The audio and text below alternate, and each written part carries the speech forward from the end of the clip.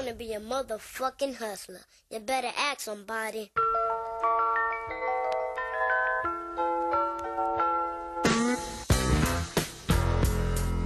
What is up, guys? You're listening to the MFCEO Project. I'm Andy. I'm your host, and I am the motherfucking CEO. Guys, today is Thursday Thunder. If you don't know what Thursday Thunder is, you better fucking ask somebody. It's the day that we come in, we rip your fucking face off, and we throw it to the puppy dogs. I don't know, it just sounded cool, so I went with it. Guys, Thursday Thunder, motivation. Tuesdays, practical knowledge. That's how we roll. Thursday Thunder is solo. Tuesdays with Vaughn the Impaler and Tyler, the salmon shorts wearer. So guys, look, I want to tell you a story today. I want to talk to you about something that I feel is very important, and I'm going to use a story about myself and one of my passions to explain it. As you guys may know, I'm very into cars. I've always loved cars. I've always been a big car fanatic since I was very, very young. And they're a huge passion of mine. And some of you may know that there's a new car coming out, the 2017 Ford GT, which is very, very exclusive. They're only making 250 cars the first year. And to get one, you had to actually fill out an application and meet certain requirements. And the requirements were you had to have a social media presence, you had to be a previous Ford GT owner, and you had to make a video explaining why you should get a car. Very unorthodox thing for most car companies to do, but with the amount of cars that they were not producing and the amount of demand, because the old Ford GT, the 05 and 06, there was 4,000 cars. There's only 250 of these cars first year. That means there's huge demand, okay? There's lots of guys who have lots of money trying to get these cars, and you cannot just go buy one. You have to be hand-selected by Ford to have the opportunity to buy one. So when I filled out my application, clearly I have social media presence. I'm getting, plenty of exposure there. I do have two previous Ford GTs, and people would say, oh, Andy, well, you're a sure lock for that. Well, no, you got to consider the fact that, like, there's guys that are celebrities. There's guys that are Jay Leno. There's guys that have 5, 6, 7, 8 Ford GTs. I know that sounds ridiculous, but it's really a cult following. So I was not really sure if those two things were going to get it done for me. So when it came time to make the video portion of the application, I waited until the last day. All right. I waited till the last day for a reason. I wanted to look and see what everybody else was doing. All right. I wanted to watch what they were doing. I wanted to see how they were doing it. And I wanted to make sure that what I did stood out from that. So when we got 2 or 3 days out from the deadline, Tyler and I sat down and started Googling the videos, and what we saw was like almost embarrassing. It was like dudes standing in front of their garage, like basically kissing Ford's ass, talking about how good of an ambassador they're going to be, or they were bragging about how many cars they owned, or they would just talk about the new Ford GT and how important it was to them, blah, blah, blah, blah, blah. It was disappointing, man. Like, I expected to see some very good videos. There was minimal effort put out. It just wasn't something that I was impressed by. So what did I do? I went out and made the baddest fucking video that was ever fucking made about Ford GTs in the history of Earth. And if you saw my application video, you know that I'm not lying, okay? I posted the video. It got reposted by all the major car websites. It got tremendous traction. It went viral. It got people talking about myself and Ford and telling Ford that I needed the car, okay? Now, after I made the video and after I had seen the video, because I was unsure before, the minute I made the video and I saw the video, I knew for sure I was going to get a fucking car, all right? Why did I know for sure? Because I kicked everybody's fucking ass in the one aspect that everybody else sucked in. All right. What it means is, and what the lesson I want to tie to this is, guys, is I did not leave it up to chance. Okay. So many people go through their whole lives leaving things up to chance. They go 40, 50, 60, 75% of the way.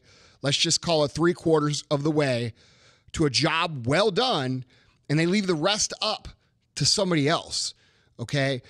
That is loser mentality, all right?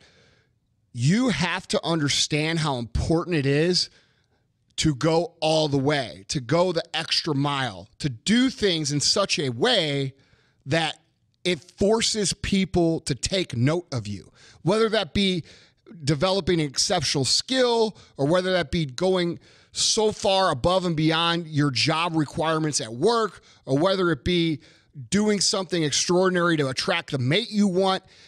It doesn't matter. It applies to all areas. You have to let go of the idea of leaving things to chance. Winners don't do that.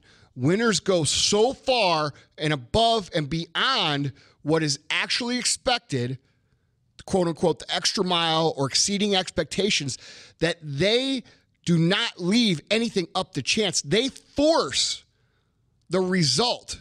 And I get it, guys. There is some times where not everything is in your control, but you have to separate the idea of leaving things up to chance or using the idea that things are not in your control as an excuse. Lots of people hide behind that. They will say, oh, well, it's this person's will, or it's the company's decision, or it's God's will. And some things are God's will. But most of the time when it comes to success, most of the time when it comes to getting a result, most of the time when it comes to producing big and earning big, it's not somebody else's will. It's your fucking will. And what keeps you from getting to that spot is your inability to recognize that you are in control of that last 20 to 25%. You are in control of putting so much effort into something that people have to notice, whether it's your employer, whether it's your customer, it doesn't matter. You have to go that far. You have to force their eyeballs on you. You have to make people say, well, fuck, that guy's definitely the right guy for the job. Look how much better he is than everybody else. Okay, but we have a tendency as humans to do what everybody else is doing. We look around at the people who are our peers and we say, okay, well, John's doing 80%, Mary's doing 80%, Susie, she's doing 72%. So you know what? I'm going to do fucking 81%. And I'm better than them. No, you're not, because you're not that much better to the point where it's fucking obvious that you're better. Okay? That we're talking about everything in life here. We can talk about fitness. We can talk about relationships. We can talk about business. We can talk about your career within a company. We can talk about being an entrepreneur. What we're talking about here is the extra set in the gym. What we're talking about here is the extra 10 minutes of cardio. What we're talking about here is you making sure that you leave your workspace spotless, that you don't even, not just leave your workspace spotless, that you clean everybody else's fucking workspace. That your project doesn't get done at the last minute, that it's done a week ahead of time, and it's exceeded the expectations of your superiors to the point where they use your fucking project to teach everybody else how to do something. That's what we're talking about. That's taking control. That is not leaving things up to chance. And guys, this is a skill. This is not a habit. This is not something you're gifted with. This is something you learn. This is something you practice. And eventually, yes, it does become a habit, but it's not one that people automatically have. You have to go the extra mile. You have to go all in. You have to quit leaving things up to chance if you want to win. Winners do not leave things to chance. There's not a fucking millionaire or a billionaire on the face of this fucking earth that leaves things to chance. They do every fucking thing that they possibly can, that they are in control of every single time, every single day, for a long, long, long time to win. They control the table. They understand the last 20% is what separates them from everybody else. It's what separates you from where you want to be. It's what separates average from fucking the masters of the motherfucking universe. It's the last 20%. It's accepting that you're in control and you're going to do everything in your power to win. Guys, you have to develop the skill. You have to make it a habit. You have to do the extra shit. And we talk about it. I know it's a broken record. Do the work. Do the fucking work. Blah, blah, blah, blah, blah, blah, blah. Well, you know what? That's what it fucking comes down to. So you could talk about it or you could fucking be about it. But at the end of the day, people who win don't leave shit to chance. They go so far above and beyond to separate themselves from everybody else that people can't help but notice. And if you want to fucking win, that's what you have to do too. This is for the G's and this is for the hustlers. This is for the hustlers. Now back to the G's.